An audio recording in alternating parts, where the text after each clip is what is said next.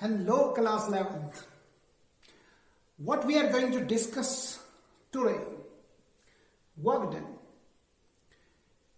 Though it is one of the topic of work energy power unit, but I'm here going to discuss work as one of the application of vectors. Vectors have many applications. As you know, the majority of our syllabus is related with vectors. So there are many application of vectors, but we are going to discuss few applications. What are these applications? Let us see. Work done करने से पहले आपने जो vectors पढ़ा, इसमें क्या करेंगे हम? इसमें पढ़ेंगे work done as application of vectors. इसके बाद हम पढ़ेंगे पावर वेक्टर का ही एप्लीकेशन। इसके बाद पढ़ेंगे हम टॉर्क, ये भी एप्लीकेशन वेक्टर्स। इसके बाद पढ़ेंगे हम एंगुलर मोमेंटम, ये इसका एप्लीकेशन, ठीक है। इसके बाद पढ़ेंगे हम रिलेटिव वेलोसिटी,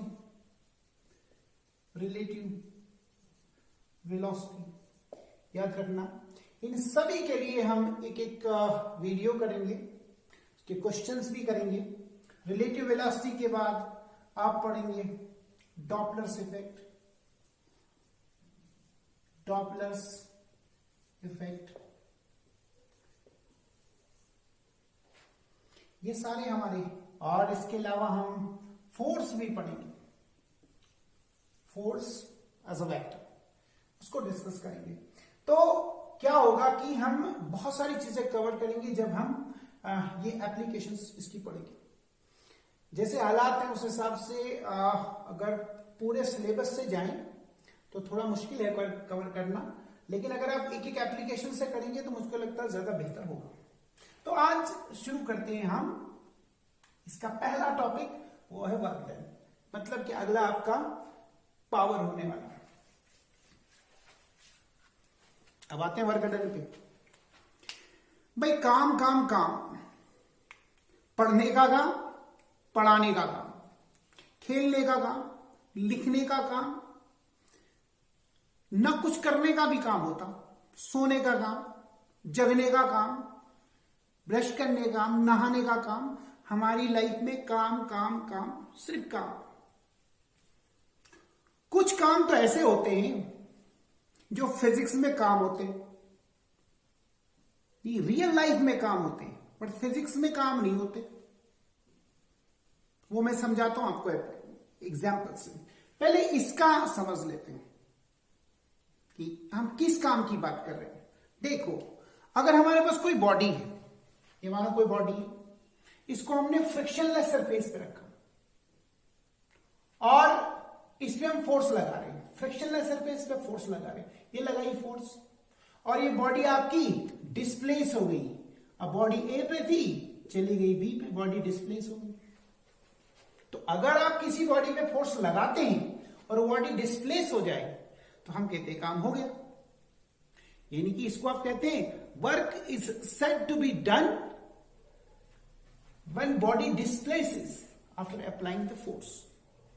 ठीक, अब फोर्स तो इधर है, फोर्स वेक्टर है, और इसी चैप्टर में हम पढ़ते आ रहे हैं अगर ये वेक्टर है तो ये वेक्टर प्लेन में, तो प्लेन में वेक्टर का प्रॉब्लम है भाई, वेक्टर रिजॉल्व हो जाता है two component, F cos theta the horizontal component and F sine theta the vertical component. ठीक, अब यहां पे तो तीन फोर्स आ गई, F cos theta, F sine theta. काम कौन करा रहा? बॉडी अगर डिस्प्लेस हो गई, क्या इसने काम किया? एफ साइन थीटा नहीं। अगर ये फोर्स लगती तो बॉडी इधर थोड़ी जाती, ऊपर जाती। अगर इस फोर्स ने काम किया तो बॉडी आगे क्यों जाती? तो उधर जाती। तो लेकिन बॉडी ना तो ऊपर जा रही ना इधर जा रही, तो हम तो कह रहे हैं बॉडी इधर जा रही। इसका मतलब है काम इस फोर्स ने किया, तो फोर्स नहीं करती, उसका एक कंपोनेंट करता। फोर्स नहीं करती, उसका एक कंपोनेंट करता। तो हम क्या कहते हैं work done? Work is said to be done when body displaces after applying the force. इसका मतलब फोर्स अप्लाई की हमने की in the direction of displacement. Better work done तभी होगा जब force in the direction of displacement हो। तो इसका मतलब है वर्क डन, काम हो गया अगर बॉडी डिस्प्लेस हो गई इन द डायरेक्शन ऑफ फोर्स। तो बॉडी डिस्प्लेस हो गई इन the direction of force, force की डायरेक्शन में, लेकिन फोर्स यहां लगेगी, उस डायरेक्शन में फोर्स नहीं, उसका कंपोनेंट है, ये आएगा कॉस थीटा। आप इसको ऐसे लिख सकते हैं, F S cos of theta, S is the displacement. तो आप इसको ऐसे भी लिख सकते हैं, एफ डॉट एस। आपको पता जब डॉट हटाते हैं तो कॉस हटाते हैं तो डॉट लगाते हैं, कॉस हटाते हैं डॉट लगाते हैं, साइन हटाते हैं तो क्रॉस लगाते हैं। इधर से हमको पता लगा। तो ये तो प्रीवियस क्लासेस में, क्लास 9th में पढ़ा, work is said to be done when body displaced after applying force. But यहां हमको एक और नई चीज पता लगी, actually work done is the scalar product of force and displacement. इन दोनों का स्केलर प्रोडक्ट होता है। ठीक, चलो भाई आगे बढ़ते हैं। अभी मैंने आपको कहा था रियल लाइफ में कुछ काम होते हैं जो साइंस के हिसाब से काम ही नहीं होते। मान लो अब चेयर पे बैठे और पढ़ाई कर रहे हैं, बहुत कंसंट्रेशन से किसी चीज को समझ रहे हैं, और आपकी मदर कहती है कि भाई थोड़ी देर के लिए मार्केट जाओ, कुछ सब्जी लेके आना। तो आप कह रहे हो अपनी मदर को, नहीं अभी तो मैं नहीं जा सकता क्योंकि मैं काम कर रहा हूं। तो आपकी मां कह रही कौन सा काम? मैं तो काम कर रहा हूं। वो कहेगी भाई आपकी फिजिक्स तो कहती है कि जब बॉडी पे फोर्स लगती है, बॉडी डिस्प्लेस होती है, तो तभी काम होता। मैं तो पिछले आधे घंटे से देख रही हूं आपको, आप तो उसी चेयर पे बैठे हो, आप तो डिस्प्लेस ही नहीं हो। जब आप डिस्प्लेस ही नहीं हो तो कैसा काम? तो इसका मतलब है फिजिक्स की नजर में एक जगह बैठ के पढ़ाई करना कोई काम नहीं है। ठीक है, इसी तरह से अगर मैं क्या कर रहा हूं ना, बोर्ड पे फोर्स लगा रहा हूं, कॉन्टिन्यूअसली फोर्स लगा रहा हूं, भाई ये बोर्ड अपनी जगह से हिलेगा नहीं। मैं कह रहा हूं मैं तो काम कर रहा हूं इसको पुश करने का, बट फिजिक्स के हिसाब से काम नहीं, क्योंकि बोर्ड डिस्प्लेस हो ही नहीं रहा। ठीक, तो बहुत सारी रियल लाइफ में ऐसी सिचुएशंस आती हैं जिसे हम रियल लाइफ में काम मानते हैं, बट फिजिक्स के हिसाब से वो काम नहीं। तो अब फाइनली जो काम फिजिक्स का, हमको उसी को समझना। तो हमको पता लगा कि वर्क डन जो होता है, work is said to be done when body displaces after applying the force. तो हमारे पास जो फॉर्मूला निकल के आया, वो फॉर्मूला हमारा वर्क डन का है, force into displacement into cos of theta. ठीक, अगर ये आपका वर्क डन का फॉर्मूला है, वर्क डन का तो कुछ चीजें जानते हैं।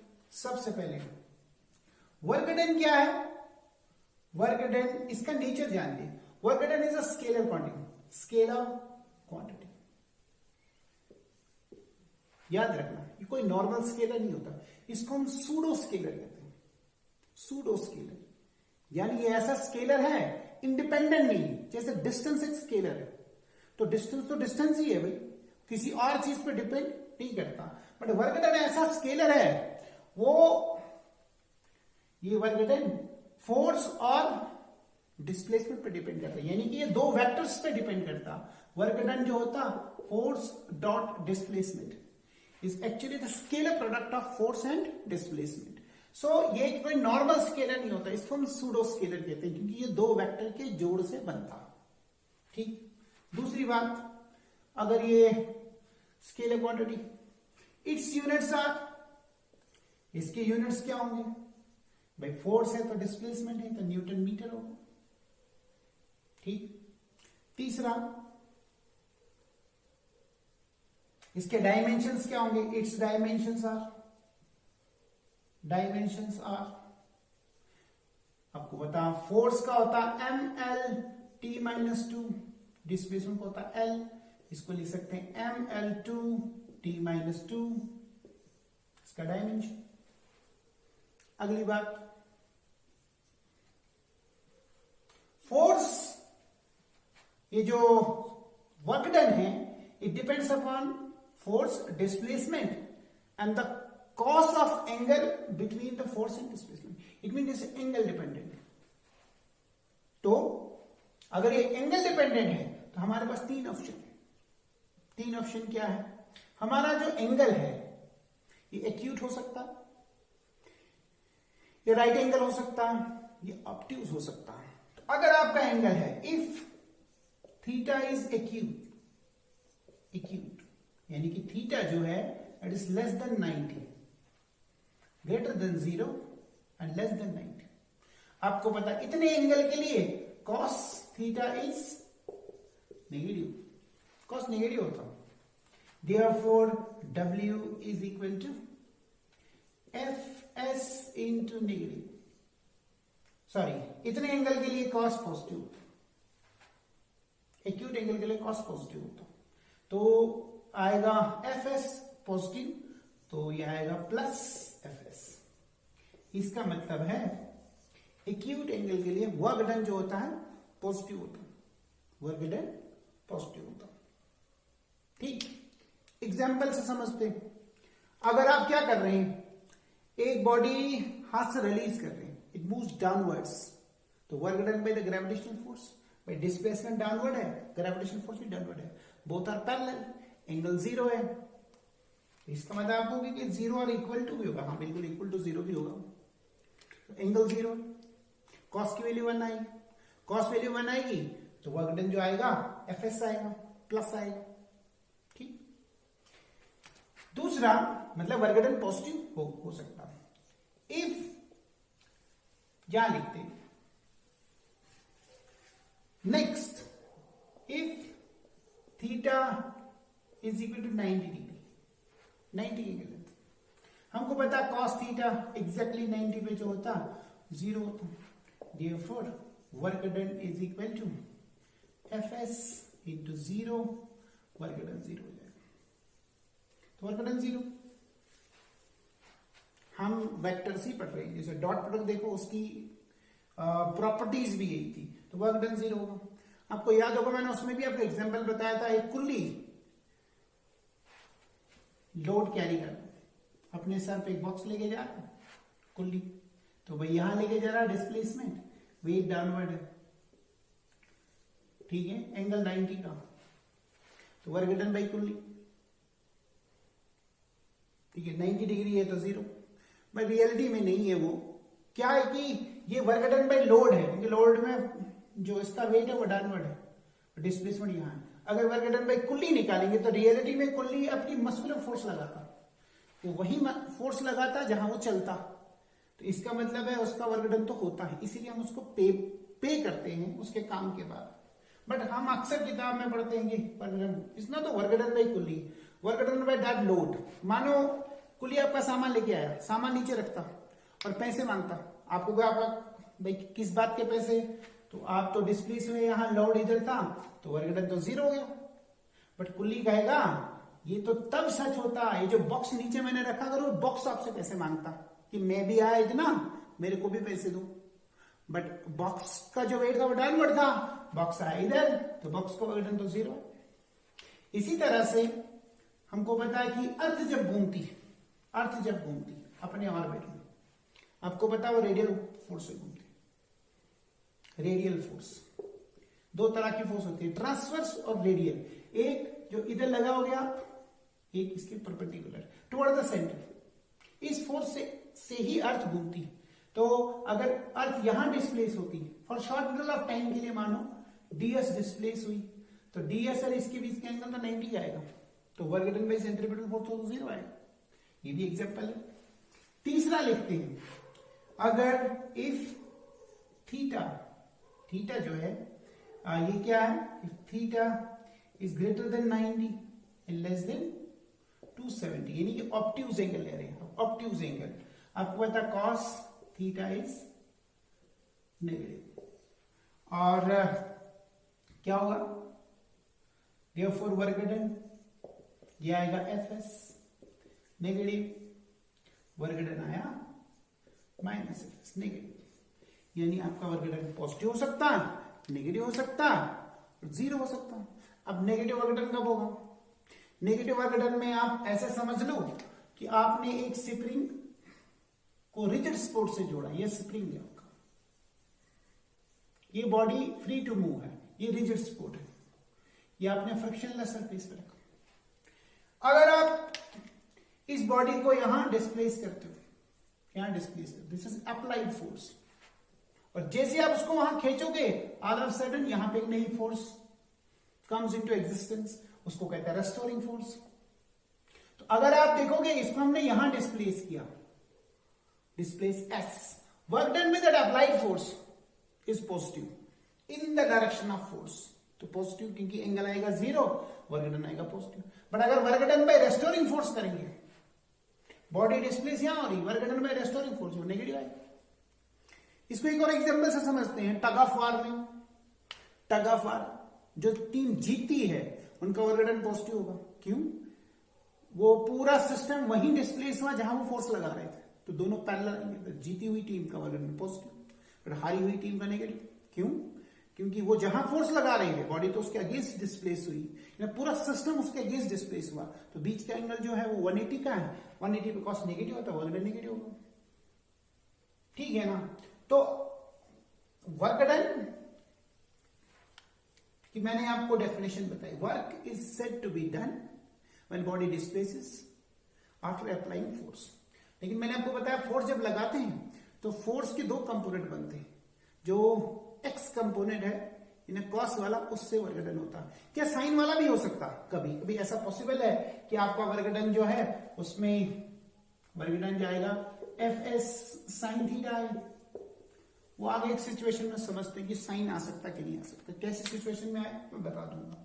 फिलहाल तो मैंने आपको बता दिया कि ये वर्क डन है, तो प्रीवियस क्लास में पढ़ा था work is said to be done when body displace after applying the force. अभी मैं बता रहा हूं work done actually scalar product होता है फोर्स और डिस्प्लेसमेंट का। तो अगर ये स्केलर प्रोडक्ट है तो सबसे पहले बात बताइए, scalar work done is a scalar quantity. कोई नॉर्मल स्केलर इसको सूडो स्केलर कहते हैं क्योंकि दो वेक्टर के जोड़ से बनता है।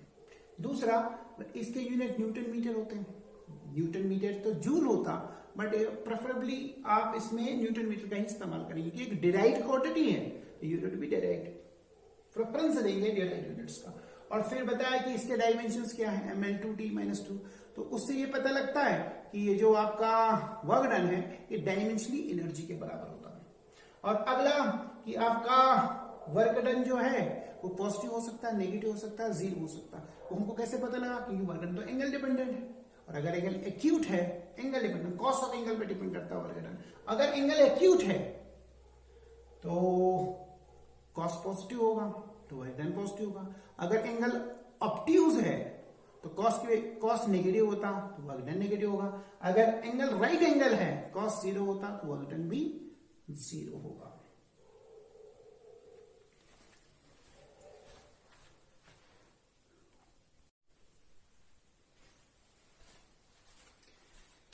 अब जरा क्लास 11th के स्टैंडर्ड से आते हैं। देखो, जब चीजें वेरिएबल होती, आपको पता कि मैथमेटिक्स बदल जाता, यानी आपका इंटीग्रेशन और डिफरेंशिएशन का रोल आता। उसके लिए क्या करते हैं? देखो, अगर आपका डिस्प्लेसमेंट थोड़ा स्मॉल डिस्प्लेसमेंट ds, तो वर्क डन भी थोड़ा हो, तो वर्क डन आएगा dw=f.ds।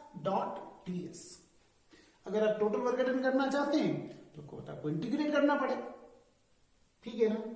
हम वेरिएबल चीजों को अब डिस्कस करने वाले हैं। तो आपका dw का अगर हम इंटीग्रल करते हैं इज इक्वल टू ये आएगा इंटीग्रल f.ds, ठीक। अब यहां पे आपके पास पहले दो ऑप्शन, पहले दो ऑप्शन में क्या है? ये जो आपका फोर्स है, फोर्स आपका कांस्टेंट हो सकता है और फोर्स आपका वेरिएबल हो सकता है। अगर तो फोर्स कांस्टेंट है तो क्या कर सकते हैं? फोर्स को इंटीग्रल से बाहर कर सकते हैं क्योंकि कांस्टेंट तो काम नहीं, क्योंकि आपको इंटीग्रेट करेंगे वेरिएबल चीजों में तो बाहर जाएगा। अगर तो फोर्स वेरिएबल है फिर वो इंटीग्रल से बाहर नहीं जाएगा, ये इंटीग्रल का पार्ट रहेगा। तो दो ऑप्शन, कांस्टेंट या वेरिएबल?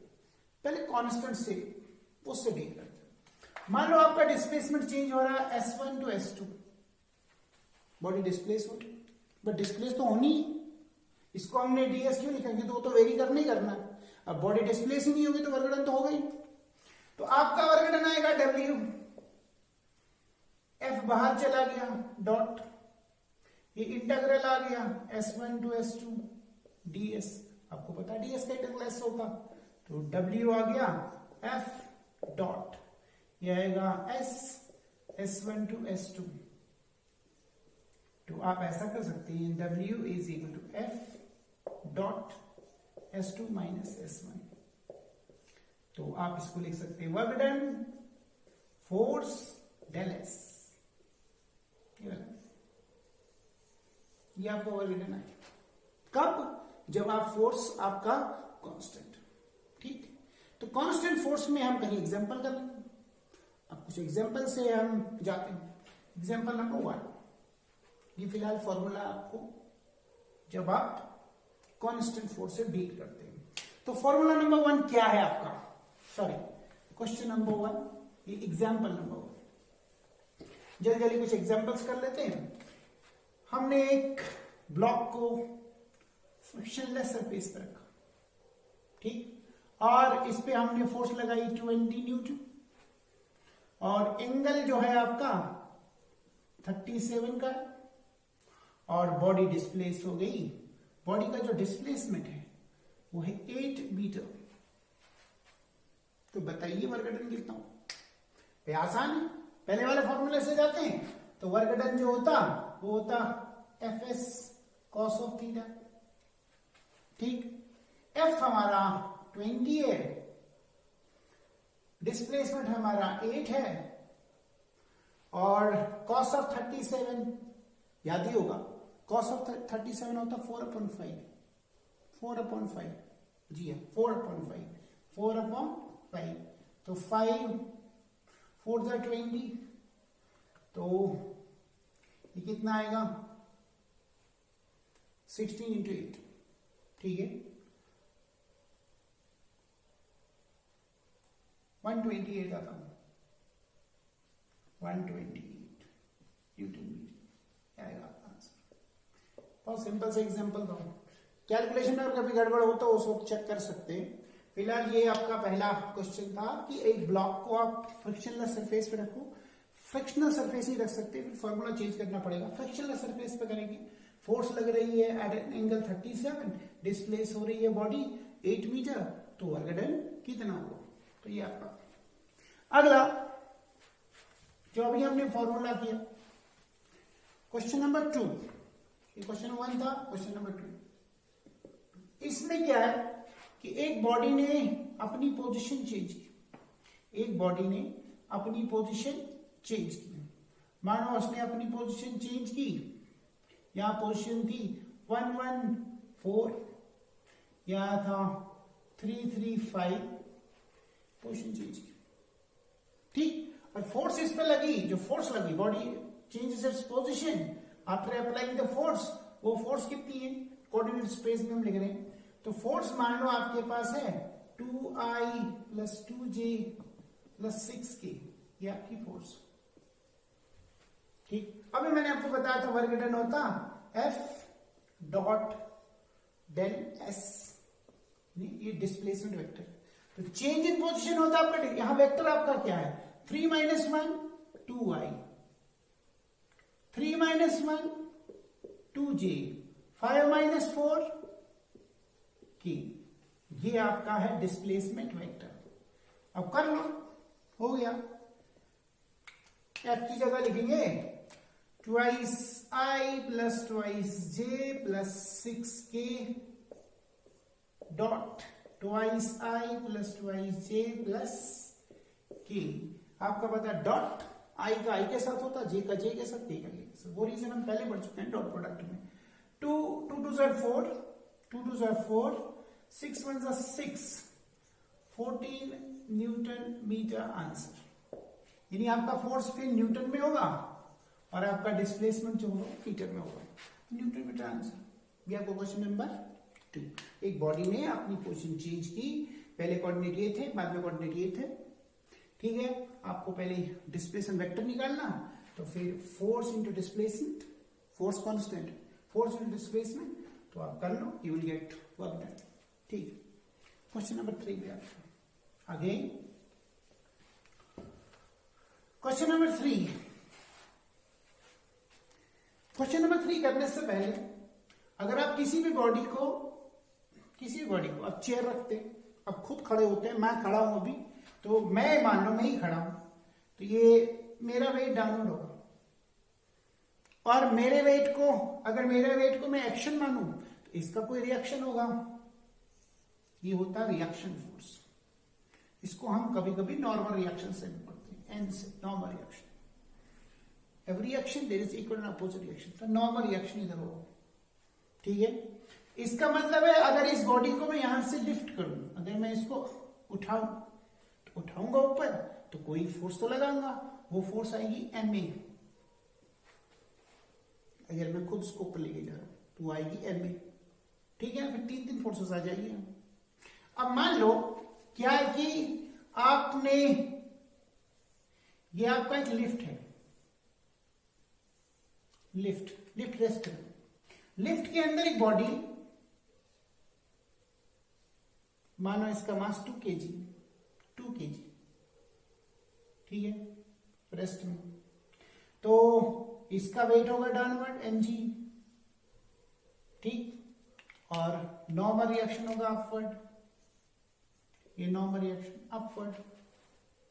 अब लिफ्ट रुकी हुई, लेकिन अगर लिफ्ट चली अपवर्ड्स, और इसका एक्सेलरेशन है 2 मीटर पर सेकेंड, एक्सेलरेशन लिफ्ट का, और आपको पूछ रहे हैं 1 सेकेंड के बाद बॉडी का वर्क डन, मतलब जो 2 kg ऊपर जाएगा, मानो 1 सेकेंड के बाद इधर पहुंची, ये आपकी बॉडी 1 सेकेंड में, ये टाइम 1 सेकेंड आफ्टर 1 सेकेंड इधर पहुंची, तो बोलो भाई work done by normal force, इस नॉर्मल फोर्स ने कितना वर्क डन किया।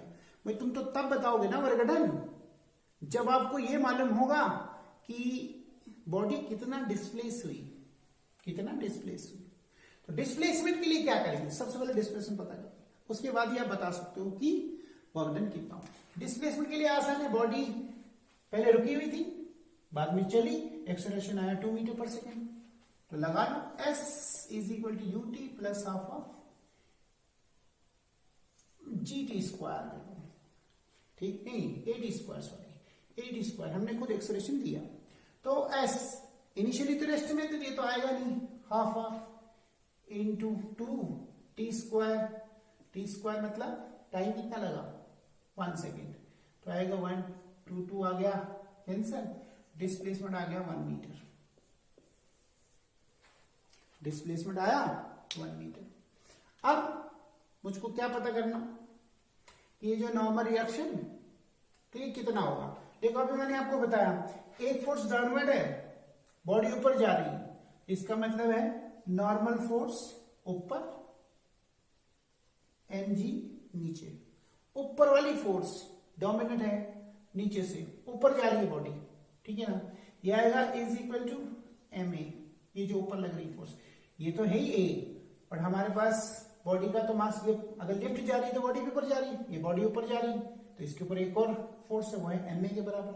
तो क्या होगा, अगर ये डोमिनेंट होती तो नीचे जाती बॉडी, ऊपर कभी नहीं जाती, तो लेकिन इसका मतलब नॉर्मल रिएक्शन उसको ऊपर लेके जा रहा, तो क्या है, इसको लिख सकते हैं n is equal to ma plus mg, तो नॉर्मल रिएक्शन क्या आएगा, m को कॉमन लेंगे, a प्लस g, m कितना है 2, n2 है भाई, ठीक, a कितना है 2, g कितना है 10, होता 9.81 है, बट अपनी कन्वीनियंस के लिए हम 10 लेते हैं, तो आपका n आ गया 12 to the 24 newton normal force है। हमारा वर्क डन तो हो ही गया भाई। वर्क डन क्या होता, वर्क डन होता फोर्स इनटू डिस्प्लेसमेंट, यानी कि नॉर्मल फोर्स ऊपर तो डिस्प्लेसमेंट भी ऊपर, तो आएगा फोर्स है 24, डिस्प्लेसमेंट है 1, ये आएगा 24 newton metre. This is work done by normal force. अगर इसी क्वेश्चन में आपको पूछेंगे work done by gravitational force, तो बॉडी जा रही है ऊपर, ग्रेविटेशनल फोर्स नीचे है, तो नेगेटिव आएगा। लेकिन आएगा वर्क डन कैसे? Work done by gravitational force.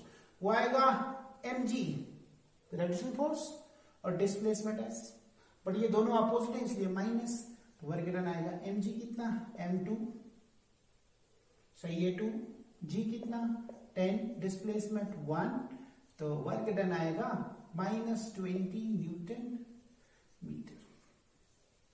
इस एग्जांपल से आपको नेगेटिव वर्क डन और पॉजिटिव वर्क डन दोनों का एग्जांपल मिल गया, सही है। अगले पे आते हैं। अगला, अभी मैंने आपसे कहा था, क्या ये पॉसिबल है कि आपके वर्क डन के फॉर्मूले में साइन आए? वैसे तो हमको fs cos ऑफ थीटा है, लेकिन क्या उसमें साइन भी आ सकता है? देखो, अगर आपके पास एक पेंडुलम, इसके बॉब का जो बॉब है इसका मास m, आप क्या करोगे, इस पे फोर्स लगाओ, इधर, ठीक है, फोर्स लगा रहे हो, तो आपको पता आपका ये डिस्प्लेस हो जाएगा पेंडुलम, इधर ये मास m है, डिस्प्लेस हो गया, ठीक।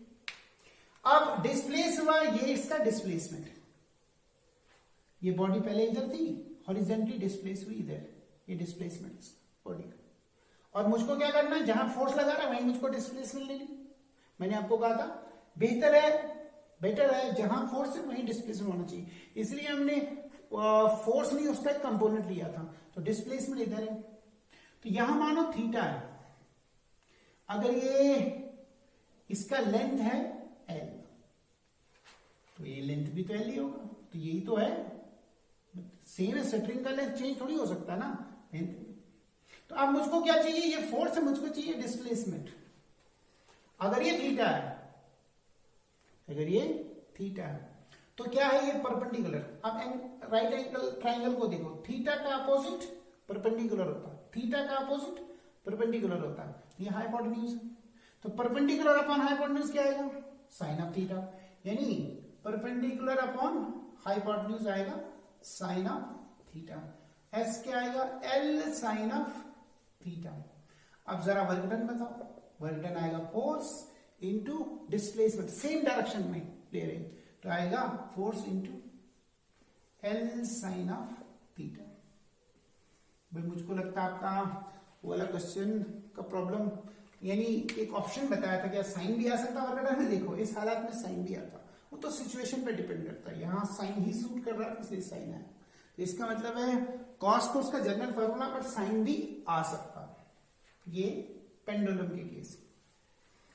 अगला क्वेश्चन, अगले क्वेश्चन में क्या कर रहे हैं, हमारे पास फोर्स, अब हम फोर्स को कांस्टेंट नहीं ले रहे, फोर्स हमारी अब वेरिएबल है, यानी अब अगर जो वर्क डन करेंगे वो आएगा इंटीग्रल एफ डॉट ds, तो ये एफ अब इंटीग्रल से बाहर नहीं जा सकता। क्वेश्चन सुनो, मानो आपके पास फोर्स दिया, force is equal to 2x square i, यानी आपकी फोर्स जो है, आपकी फोर्स ये वेरिएबल है क्योंकि इट डिपेंड्स अपॉन x के बदलने से फोर्स बदल जाएगी, ठीक। तो अगर ऐसी फोर्स है तो वर्क डन कितना होगा, अगर आपका फोर्स भी वेरिएबल है, इस फॉर्मूले को बेटर है ऐसे लिखेंगे, f आपका वेरिएबल है, तो इसका मतलब इसके तीन कंपोनेंट आ सकते हैं, एक आएगा fx i plus fy j plus fz k, ठीक है, डॉट लगाओ, उधर से dx i plus dy j plus dz k, ठीक। तो अभी तो आपको सिर्फ आपके फोर्स में सिर्फ x दिया है, इसको ना 1D फोर्स है, 1 डायमेंशन में फोर्स है, तो हमको सभी लिखने की जरूरत नहीं, x के साथ हम जोड़ देते हैं, आएगा इंटीग्रल f(x) dx डॉट को, तो डॉट करेंगे इसके साथ आई खत्म हो जाएगा, बाकी की अभी जरूरत नहीं है। ये हमारा फॉर्मूला। तो ये आ जाएगा इंटीग्रल एफ एक्स कितना है, twice x square, twice x square, ठीक है ना, यहां आएगा। अच्छा, हमने डॉट करना अभी, तो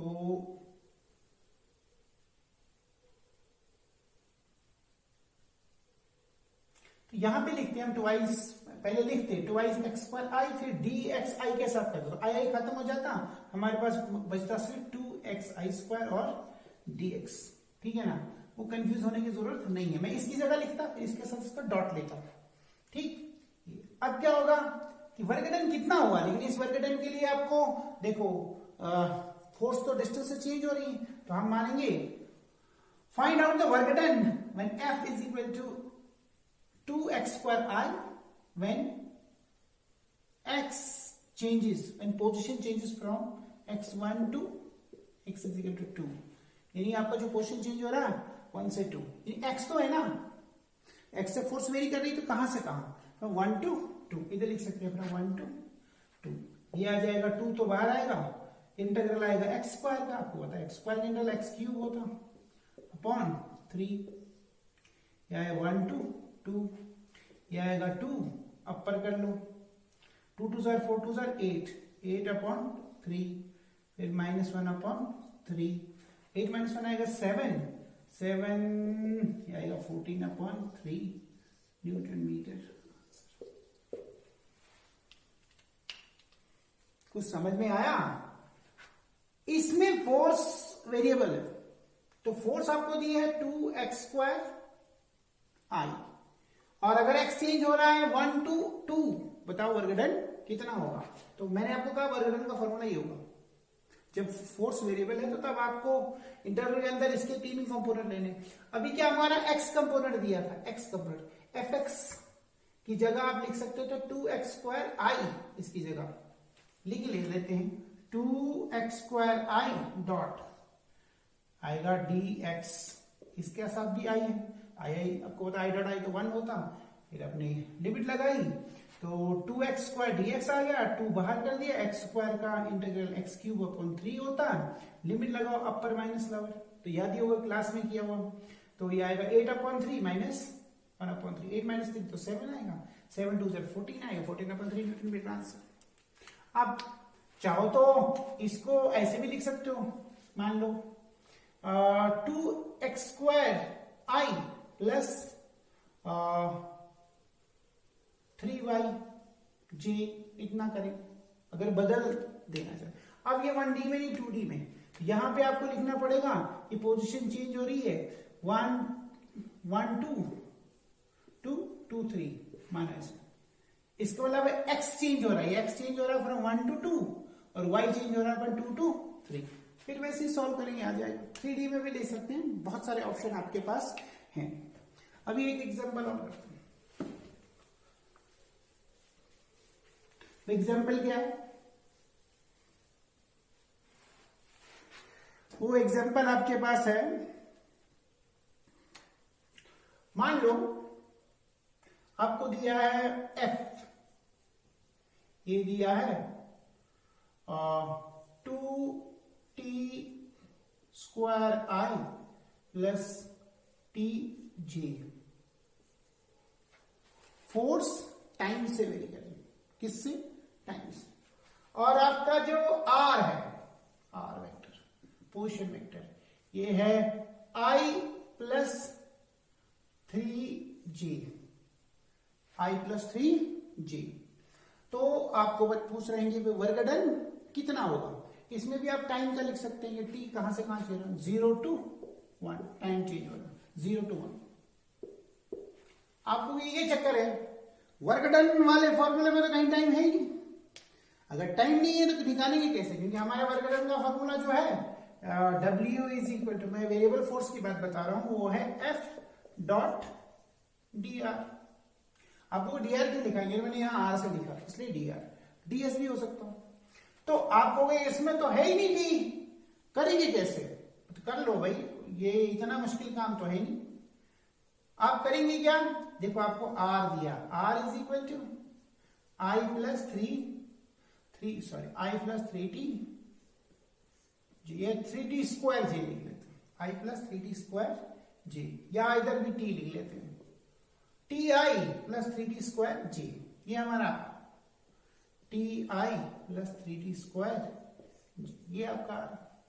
जरा इसका आप dr अपॉन dt करो, dr अपॉन dt, t का डिफरेंशिएशन 1 होगा, आएगा i, और 3t स्क्वायर का डिफरेंशिएशन 6t होगा j, ठीक।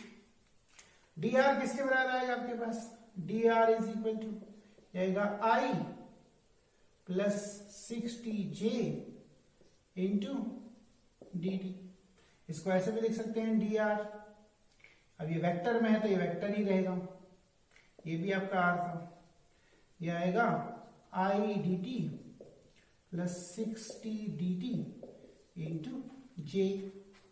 अब तो हमारा प्रॉब्लम सॉल्व हो गया भाई, क्यों, इस फॉर्मूले में हम क्या करेंगे, इस फॉर्मूले में देखो इंटीग्रल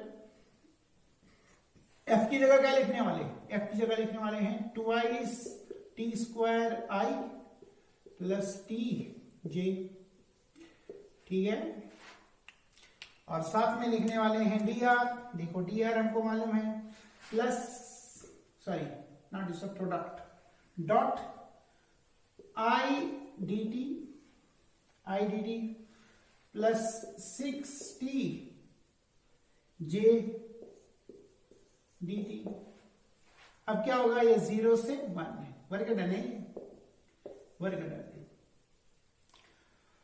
इसका मल्टीप्लाई i के साथ होगा तो आएगा integral twice t square dt, ठीक, प्लस j का j के साथ आएगा, ये आएगा 6t स्क्वायर dt, ये वैसा टी स्क्वायर आया तो 6 to 8 कर सकते हैं सीधे सीधे ही, तो अगर अलग भी करना चाहो तो हमारी मर्जी, 0 to 1। अब क्या आएगा w, ये तो आएगा 2 t स्क्वायर आएगा t क्यूब अपॉन 3 प्लस ये आएगा t क्यूब अपॉन 3, ठीक। तो जब आप लिमिट लगाएंगे, पूरा पे लिमिट लगा रहा हूं 0 to 1, अपर तो 1 है, लोअर तो 0 है, तो ये आएगा अपर आएगा, इसको 1 लगाओगे 2/3, इसको 1 लगाओगे तो ये आएगा प्लस 6/3, तो W आ गया 8/3 न्यूटन मीटर, आंसर, ठीक है। ये कोई एग्जांपल थे। वेरिएबल फोर्स से एक आखिरी एग्जांपल करते हैं तो आज का काम खत्म करते हैं। इसको ट्राई करो, नहीं आता है जब क्लास करेंगे कुछ चीजें और बताएंगे, लेकिन अगर आप वीडियो को रिपीट करके देखेंगे मुझको लगता है बात आपकी समझ में आ जानी चाहिए। अगला वाला क्या है, देखो हम वेरिएबल फोर्स की बात कर रहे हैं। अगर आप फोर्स और डिस्प्लेसमेंट का, ये आपका फोर्स का डिस्प्लेसमेंट, अगर फोर्स वेरिएबल है तो कांस्टेंट है तो ऐसे लाइन आएगी, अगर फोर्स वेरिएबल है ऐसे, ठीक है। वेरिएबल फोर्स के लिए आपने क्या करना, इसका एक स्ट्रिप लेना, छोटा सा पोर्शन ले लो इसका, ये वाला। अब ये क्या आ गया, हमने फॉर्मूले में डिस्प्लेसमेंट छोटा लिया, ये छोटा डिस्प्लेसमेंट है ds, ठीक। तो ये अंदर जो आपका ये स्ट्रिप छोटा क्यों लिया, क्योंकि हमारे फॉर्मूले में छोटा डिस्प्लेसमेंट है इसलिए छोटा लिया। फोर्स वेरिएबल, तो मान लो ये आपका f है, यहां से यहां f है, ठीक। अगर ये f है, अंदर से आप क्या करो, एरिया निकालो, एरिया क्या आएगा, length into breadth, length into breadth, ये आएगा f इंटू ds। हमने तो बड़ा फोर्स इंटू डिस्प्लेसमेंट तो वर्क डन होता, ये तो वर्क डन, वर्क डन। इसका मतलब हमको ये पता लगा कि अगर हमारे पास fs ग्राफ है, फोर्स डिस्प्लेसमेंट ग्राफ है, और अगर आप क्या निकालेंगे, एरिया अंडर कर्व निकालेंगे, कर्व के अंडर एरिया निकालेंगे, वो एरिया और कुछ नहीं वर्क डन होता। बट कुछ लोग एतराज करेंगे, भाई एरिया तो इसके यूनिट तो मीटर स्क्वायर होता, वर्क डन का तो कुछ और ही होता, यानी होमोजेनिटी प्रिंसिपल के हिसाब तो है ही नहीं। बट ये वर्क डन, सॉरी ये एरिया वो एरिया नहीं है, लेंथ इनटू ब्रेड्थ, और लेंथ, यहां तो लेंथ फोर्स है बट डिस्प्लेसमेंट है, इसके हिसाब से डायमेंशन एडजस्ट करनी पड़ेगी। तो ये भी आपका वेरिएबल फोर्स का एक और फॉर्मूला है जो आप ग्राफ से करते हैं। आप ग्राफ का भी एक एग्जांपल कर लेंगे। ग्राफ का एग्जांपल, ग्राफ का एग्जांपल क्या है, ये आपका फोर्स, ये आपका डिस्प्लेसमेंट, ये आपकी कर्व, मानो आपकी ये कर्व, ठीक। तो आपको ये देखो भाई, ये आपका यहां मानो फोर्स है, ये है 8,